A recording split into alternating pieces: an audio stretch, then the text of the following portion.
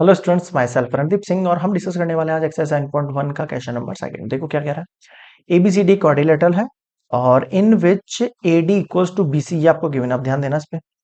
AD equals to BC आपको given है और डी ए बी आप ध्यान देना आप इस चीज पे। डी ए बी जब बोल रहा है तो मैं इसको अलग से आपको बना के दिखाता हूँ। ये इस एंगल की बात कर रहा है और जब ये बोल रहा है सीबीए तो ये इसी ट्राइंगल का जो पार्ट है ना, ये वाला। अब एक्चुअल में क्या है, ये दोनों एक दूसरे में घुसे हुए हैं। तो ये वाली जो साइड है ना, ये इस वाली साइड के ऊपर गिर रही है, कॉमन आ रही है एक्चुअल में ना। तो ये एंगल इस ट्राइंगल का है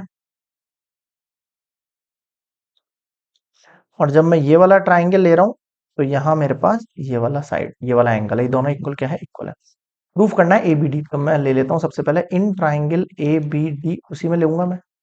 तो मुझे प्रूफ करना है एबीडी का है। देखो ए बी डी ये वाला ट्राइंगल एंड बी ए सी ये वाला ट्राइंगल है ना, ये वाला ट्राइंगल एंड ट्राइंगल बी ए सी। ये दो ट्राइंगल लेने हैं आपको। ठीक है सर, शुरू करो। एडी साइड बीसी के इक्वल है भाई। इसकी तो साइड हो गई एडी और इसकी साइड हो गई बीसी। ये दोनों आपस में इक्वल है। हाँ सर इक्वल है। इसका रीजन क्या है, गिवन कंडीशन से इक्वल है। ठीक है। अब इस ट्राइंगल के लिए तो मैं नाम दे रहा हूं यहाँ पे आपको D A B. D A B D A B equal होगा एंगल सी बी ए के। भाई इस ट्राइंगल के लिए नाम है सी बी ए। ये भी आपको गिवन है कंडीशन। अब देखना इसमें समझाने वाली चीज। अब देखो, इस ट्राइंगल के लिए और इस ट्राइंगल के लिए, दोनों ट्राइंगल में एक साइड है जो कॉमन आ रही है, ये वाली। यानी कि इस ट्राइंगल में भी ए बी, इस ट्राइंगल में भी ए बी। ये कॉमन आ रहा है क्या आपके पास? हाँ सर आ गया कॉमन। तीन चीजें थी, ये थी, आ चुकी है। अगर मैं इस ट्राइंगल को काउंट करूं तो देखो साइड, एंगल, साइड। और इस ट्राइंगल को काउंट करूं तो साइड, एंगल, साइड। प्रॉपर्टी तो ऐसे ऐसे लगेगी। ये तो एक चीज फिक्स हो चुकी है, कुछ भी करो। अब नेमिंग की बारी। देखो नेमिंग वैसे आपके सामने लिविंग गिवन है, आप डायरेक्टली लिख सकते हो। लेकिन फिर भी आपको गिवन ना हो कि बताओ इसके अंदर, अगर मान लो एमसीक्यू में आ जाए आप क्वेश्चन और बताओ इसके अंदर क्या प्रॉपर्टी लगेगी एक तो, और फिर आपको पूछ ले कि बताओ इसका नेमिंग कैसे होगा लिखा हुआ। तो नेमिंग में बता रहा हूँ आपको, ऐसा होगा एबीडी। तो एक तो मैंने अपनी मर्जी से लिख दिया एबीडी। अब देखो जो एबी साइड है वो इस दूसरे वाले ट्राइंगल की एबी के इक्वल थी, तो वही आना चाहिए यहाँ पे एबी। लेकिन अब मैं यहाँ पे अगर मान लो मैंने एबीसी लिख दिया, अब देखो बीडी साइड, इसका ये जो बीडी साइड है तीसरा, वो इसके एसी साइड के इक्वल होना चाहिए। भाई तीसरा साइड है ना, तो तीसरा साइड इक्वल होना चाहिए। एक और चीज समझ सकते हो आप इसको, इस वाले ट्राइंगल का ए और इस वाले ट्राइंगल का बी इक्वल था, लेकिन मैंने अगर आगे ए लिख दिया तो कॉरस्पॉन्डिंग पार्ट के हिसाब से ये इक्वल हो गया, लेकिन ये ए नहीं है इक्वल। कौन सा इक्वल है इनका? बी इक्वल है। और इसका जो बी है ना वो ए के इक्वल है, ऐसा होना चाहिए। तो मेरे पास तीसरा पार्ट कौन सा बच गया? सी बच गया ऑटोमेटिकली। बताओ समझ में आया क्या? क्लियर हो गया? तो ये तो मैंने फर्स्ट पार्ट प्रूफ कर दिया।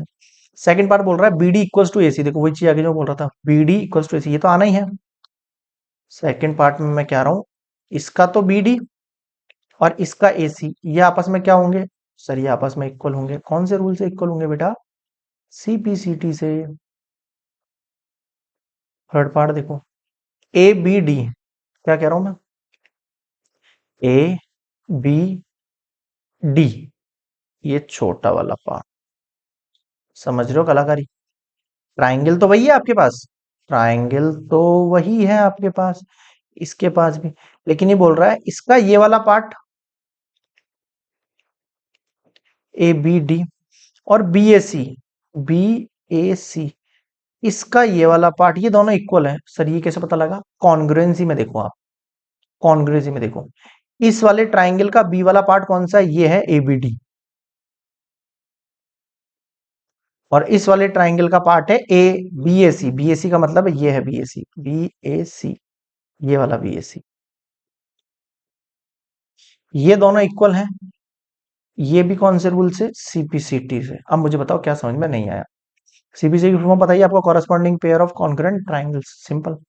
तो ये 7.1 question number second of computer का। देखो ध्यान रखो, आपको प्रॉपर्टीज रूल्स वो अच्छे से आने चाहिए और आपको सीपीसीटी कहाँ कहाँ इलेबोरेट करना है ये आप उसके बाद वहां से तोड़ तोड़ के निकाल सकते हो। क्लियर हो गया?